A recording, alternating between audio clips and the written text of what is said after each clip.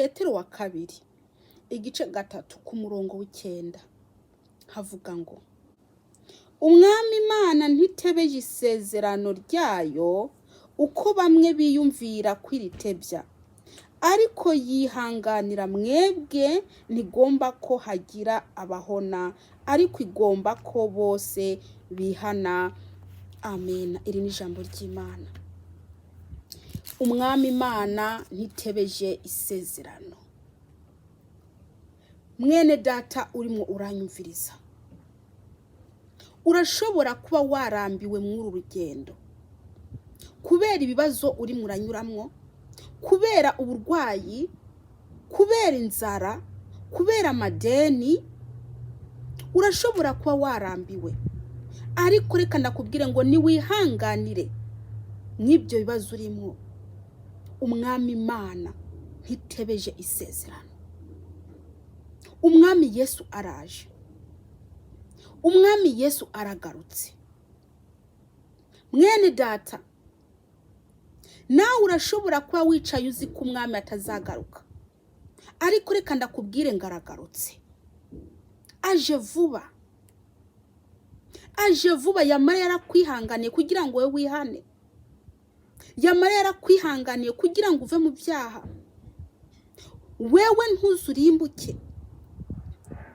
Mwene data muranyumviriza, urashobora kuba utarihana ngo kuvigera bakamuvugiye kataraza. Reka ndakubwire, aje utarihana nibibazo. Aje utarihana n'ingorane. Niba Yesu Kristo yarakwihanganiye, ntabwo yagize nabi. Yarakwihanganiye kugira ngo wewe uve mu busambanyi urimo. Yarakwihanganiye kugira ngo wewe uve mu bwicanyi urimo. Yarakwihanganiye kugira ngo wewe uve mu bujuru urimo. Umwami Yesu yarakwihanganiye kugira ngo wewe uve mw'ubwo buryarya wicayemo. Umwami Yesu yarakwihanganiye kugira ngo wewe umenye ukuri maze uhinduke wihane. Umwami Yesu yarakwihanganiye, naho ubundi ntago atebeje isezerano rye. Yavuze ko azagaruka kutujyana aha bariho natwe tuba. Mwebwe mwamwakiriye mukwiye kwicara mwihanganye. Mukwiye kwicara mwihanganye kandi mukama mwejejwe umwanya wari wo wose. Mukama mwejejwe ngo umwami mwiyeza, kuko mutazi umunsi cyangwa isaha. Mureke gucika intege kubera ibyo muri mwe buranyuramwo. Mureke gucika intege kubera mudafite aho muba muri mu mazu y'amakuru y'ubukode. Mureke gucika intege kubera ko banyene inzu barimo baraza kubishuza amafaranga y'inzu. Reka ndakubwira ibyo bigiye kurangira vuba cyane. Umwami Yesu araje gutwara umugeni yakoye amaraso y'igiciro. Umwami Yesu araje kandi ntibitinze. Umwami Yesu agiye kuza nk'umujura. Reka ndakubwire, iyaba nyene inzu yarazi ko abajura baza kumutera, ntago yasinzira. Yaguma kanuye kugira ngo baze ari kanuye. Mwene data, ntugire iki, ntusinzire. Ntumere nka za nkumi 5 z'ibikoryi. Ntumere nka za nkumi 5 z'ibikoryi. Umwami Yesu araje. Ntatinze. Yarabidusezeraniye. Yarabigusezeraniye. Mwene data, ariko we wavuye muri Yesu, wasubiye inyuma, wasubiye mu byaha warimwo, muri bwa busambanyi. Mbese ntago ukwizera ko Yesu Kristo azagaruka kutujana, ntago kukurimwo waragutaye. Ariko reka ndakubwire ngo umwami Yesu sumubeshi, icyo yavuze azagisohoza. Umwami Yesu ntatinze, araje gutwara umugeni we, nkuko bamwe bagize iki barimo barabivamwo. Reka ndababwira abarimo barabivamwo, mwari mukwiye kugaruka Hakirikare, kuko niyaza agasanga waramuhebye, warigiriye mu byawe. Reka ndakubwire ngo uzasigara, kandi uzasigara ufite amarira menshi. Ntazatwara umunyabyaha.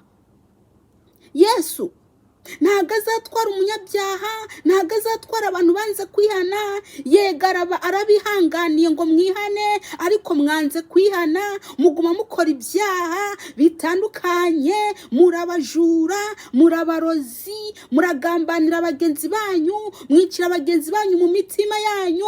Mwaranze guhinduka, mwaranze guhinduka. Mwaranze kubabarira babagiriye nabi, mwaranze guhinduka, mwaranze guhinduka by'ukuri. Umwami Yesu arabihangana kugira ngo mwihane.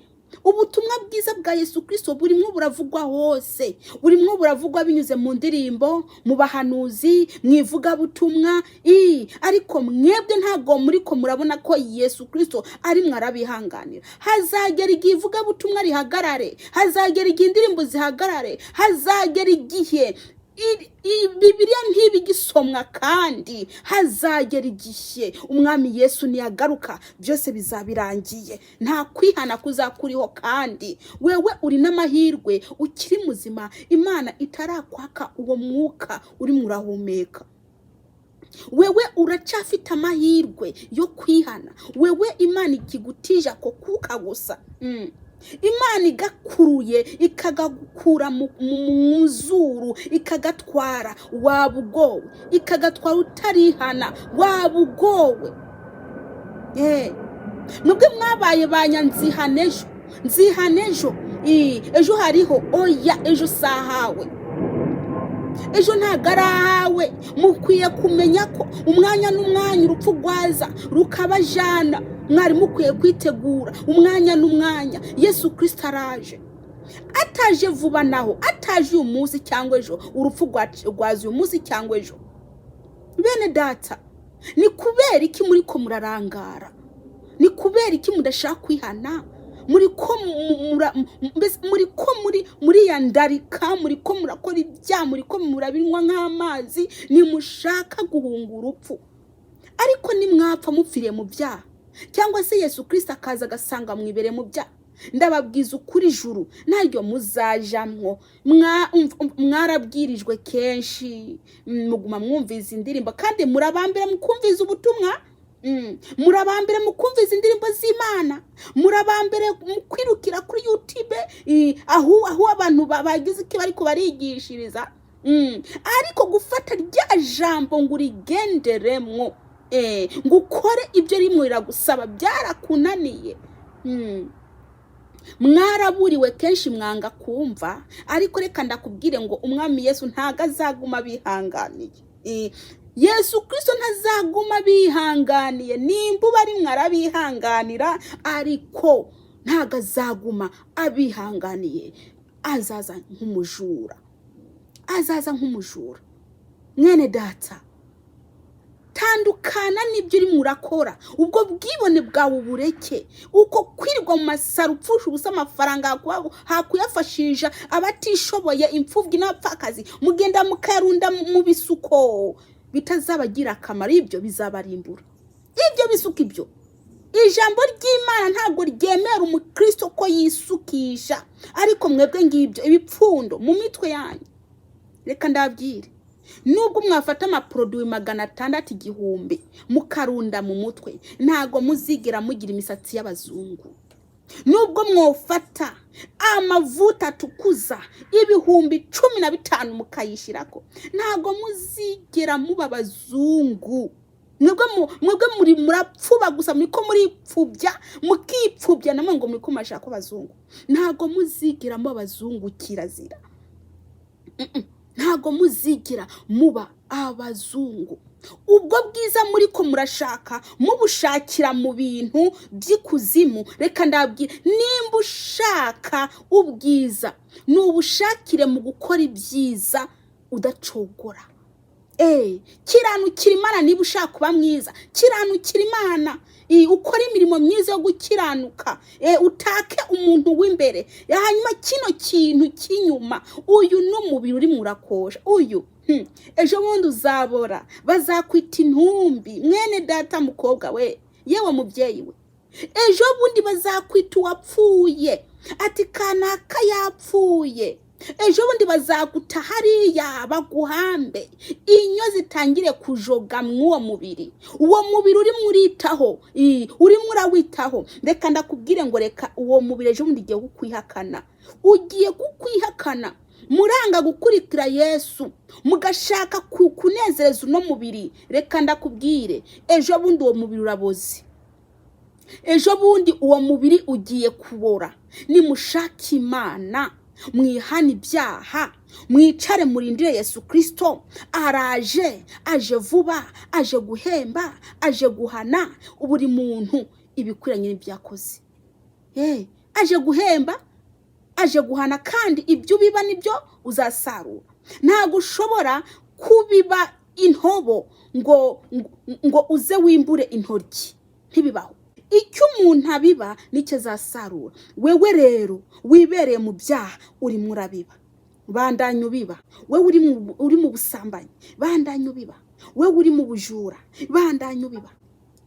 Bene data, mwari mukwiye gutekereza ko muzapfa. Mwari mukwiye kubishyira mu mutwe no mu mutima, maze mugaca mushaka aho muzashikira mukiri bazima. Kuko nimwamara gupfa ntuzavuga ngo reka nsubire mu isi nje kwihana. Niba ukiri muzima ukwiye gushaka ukwiye gukorera aho uzaja ubu ngubu ukiri muzima. Mwene data, buri muntu azapfa. Nta numwe yaremewe kuguma ahangaha mu isi. Buri muntu azapfa. Reka ndakubwire, hari abo mwavukiye rimwe, hari bamwe bamaze gupfa. Nabo muvukana bamwe, hari bamwe bapfuye. Ubabona? Nta nubwo binakwigisha ngo wige ngo umenye ko nawe amaherezo aho bagiye nawe uzahaje. Twese niyo nzira. Twese tuzapfa. Ntumbone uku nanjye ahangaha ndi nzapfa. Nawe uzapfa. Nawe wishize kiribuno uzapfa. Nawe uri muri tukuza ukanka Yesu Kristo uzapfa. Nawe wishize kayibere bitari byawe uzapfa.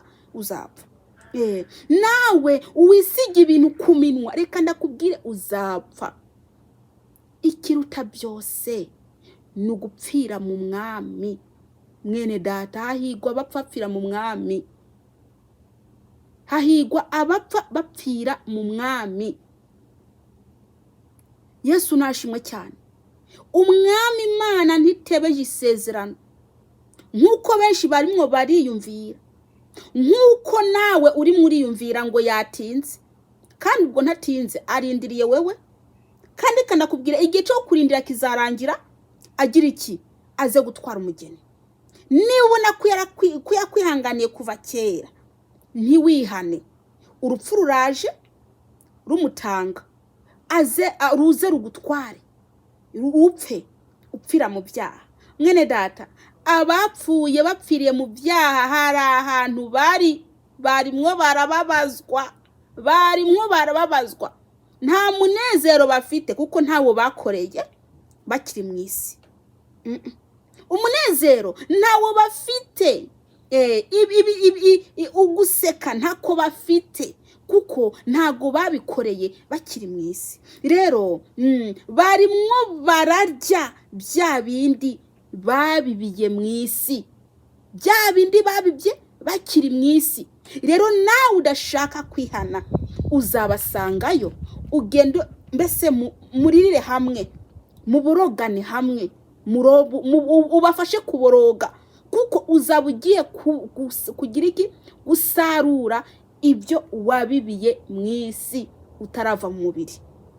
Rero wahaye inzoga umwanya, ubusambanyi umwanya, mbese muri ko muracumura mu buryo butandukanye. N'umukristo yakiriye Kristo nashaka kwihana neza, aguma akora ibinabiri, akakora ibinabiriya. Reka ndababwire ngo umuntu wese adashaka kwihana neza ijuru ntafite. Murutuzuyazi bene data, ni mwihane. Umwami Yesu araje. Umwami Yesu ntatebeje isezerano. Data ntatebeje isezerano. Araje yihanganira mwebwe, ariko yarabihanganiye.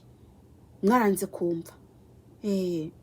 mwaranze kumva bene data.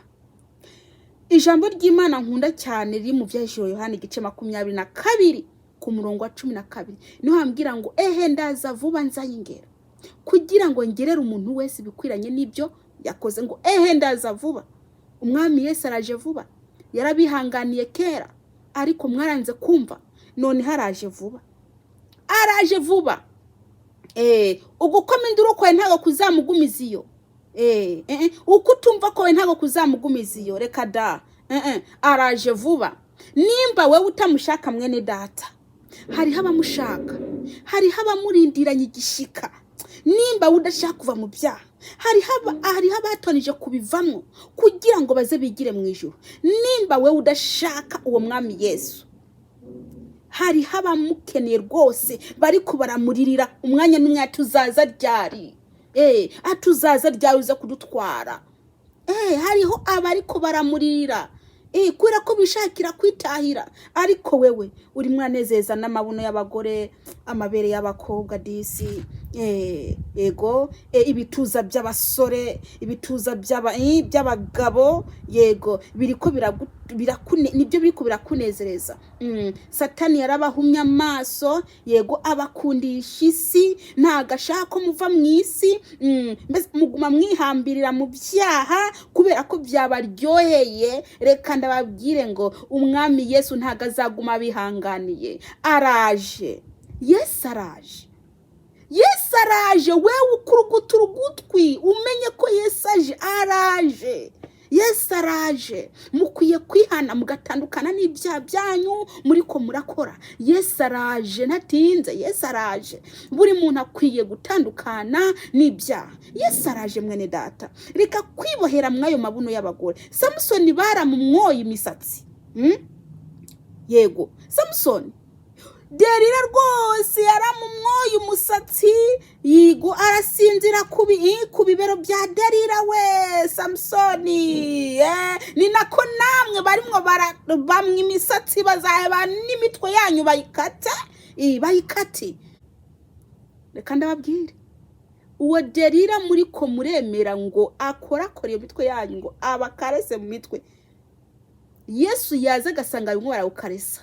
We pasiteri wewe yewe diako wewe, Yesu yaza gasanga bimwe barawukaresa mu mutwe ngo barangije kumwa. Delila rimwe arawukaresa mu mutwe ngo arimwe arakoza mu mutwe. Ndakubwiza uko ntago wajana na Yesu. Urafite amaboko yawe nacitse, ariko wewe hakuja ukaraba uwo mutwe wawe. Uri kwashaka ngo Delila ari wagukaresa agukarese. Reka ndakubwira, Yesu araje. Va mwubwo bugoryi. Yesu araje. Va mwubwo bugoryi wewe uri muranyumviriza. Yesu araje. Kino gihe ntago ari cyo kudamarara, ntago ari cyo kudamarira mu byaha. Yesu araje. Umwami Yesu nabagiye neza. Dusenge Imana. Ariko niwumva ko watsinzwe, ukaba hari ibyo uri murakora bitanezereza Imana, n'amagambo wavuze yonyene, n'ibitekerezo watekereje bitari byiza, n'ingendo wagenze, upfukame aho ngaho dusenge Imana. Upfukame aho ngaho dusenge Imana. Yesu najimwe cyane. Ndarangije. Ariko niwumva ko watsinzwe mu mutima wawe, pfukama aho ngaho dusenge Imana, maze Imana ikubabarire. Dusenge. Data wa twese uri mu ijuru, ndasenge uyu mwene data mwami, ibyo yakoze bitakunezereza, amagambo yavuze atakunezereza, ibitekerezo yatekereje bitakunezereza. Mana, ndakwinginze amaraso yawe Yesu yoze ibyaha bye. Ndakwinginze data wa twese, ibyaha yakoze, ibicumuro yakoze, ndakwinginze Yesu umukure mu gitabo cyo kurimbuka, maze umwandike mu gitabo cy'ubugingo. Ndakwinginze Yesu Kristo, amaraso yawe agende yoze imitima yabo, ngo nubwo ibyaha byabo byatukura tukutuku wabihindura bikaba umweru. Ndakwinginze Yesu Kristo wagira imbabazi. Mana, n'abana bawe baragushaka. Ndakwinginze Yesu ubabarire. Urakoze Yesu Kristo, mu izina rya Yesu Kristo Munyanazareti. Amen. dore Imana yo mu ijuru ibagire neza.